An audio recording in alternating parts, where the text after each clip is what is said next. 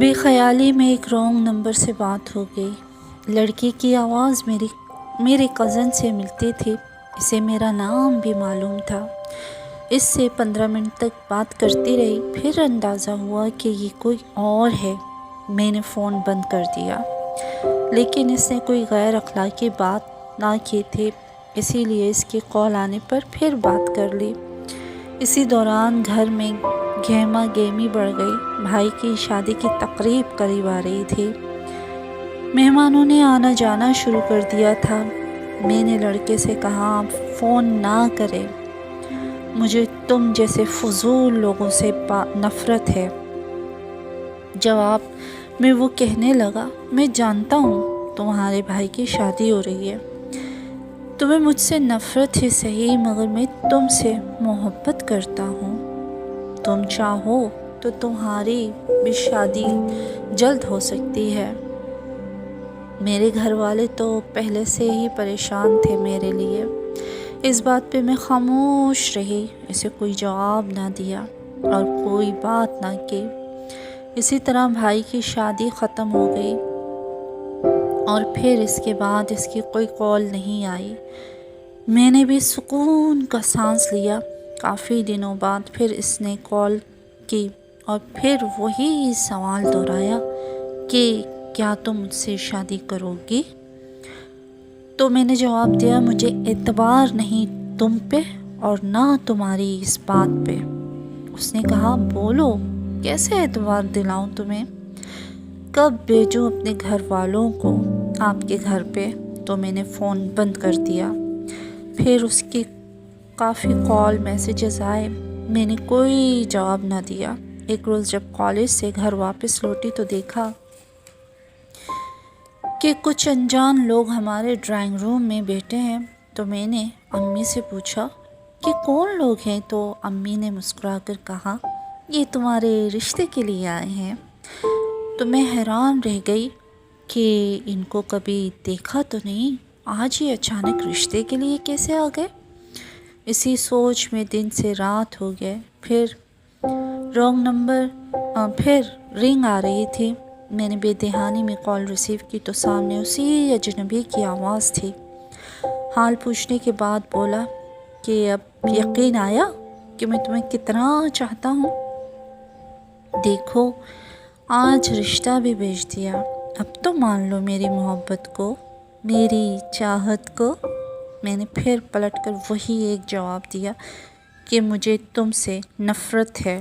اس نے وجہ پوچھی کہ تم بتاؤ کہ تمہاری زندگی میں کوئی اور ہے کیا؟ سچ بتاؤ، میں تمہاری محبت کی خاطر دستبردار ہو جاؤں گا۔ اور ساتھ وہ یہ نظم بھی پڑھی، محبت بھیک ہوتی تو تمہارے در پہ جھک جاتے، خدا کا واسطہ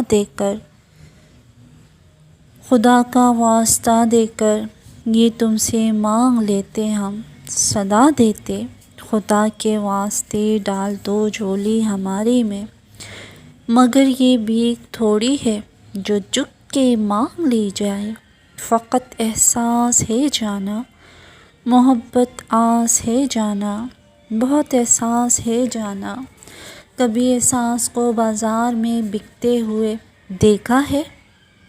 کسی بھی آس کو کشکول میں ڈالا نہیں جاتا۔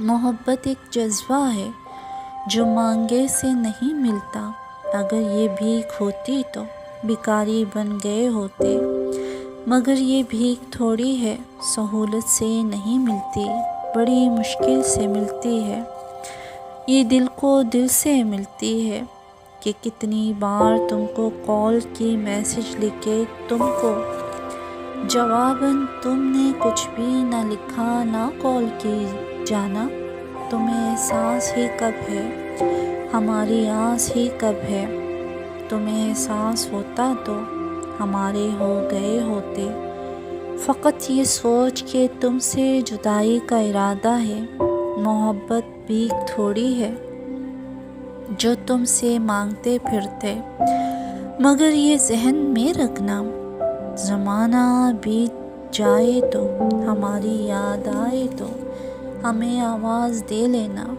ہمیشہ پاس پاؤ گے، ہمارے دل میں چاہت کا سدا احساس پاؤ گے۔ لیکن میری زندگی میں کوئی تھا ہی نہیں، تو کیا جواب دیتی سوائے میری تعلیم اور میرے خوابوں کے۔ میں کچھ کر کے دکھانا چاہتی تھی۔ جب امی نے میری رضامندی پوچھی تو میں نے صاف انکار کر دیا کہ مجھے آگے پڑھنا ہے، ایک کامیاب انسان بننا ہے، مجھے شادی نہیں کرنی۔ گھر والے، امی، بھائی، بھابھی سب سمجھاتے رہے، میں نے کسی کی نہیں سنی۔ آخر کار گھر والے مجبور ہو کر ان لوگوں کو انکار کر بیٹھے۔ کافی وقت کے بعد اس کی کال پھر آئی اور مجھ سے کہا، پلیز مجھے سمجھو، میرے پیار کو اس طرح مت رون دو، تمہارے بغیر میں مر جاؤں گا۔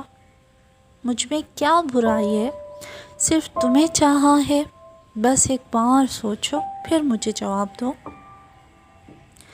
لیکن میں نے پھر بھی صاف الفاظوں میں اس کو انکار کر دیا۔ وہ روتا رہا، مجھے پکارتا رہا، لیکن میں خاموش رہی، اور وہ میری زندگی سے کیا، وہ یہ دنیا ہی چھوڑ کر چلا گیا۔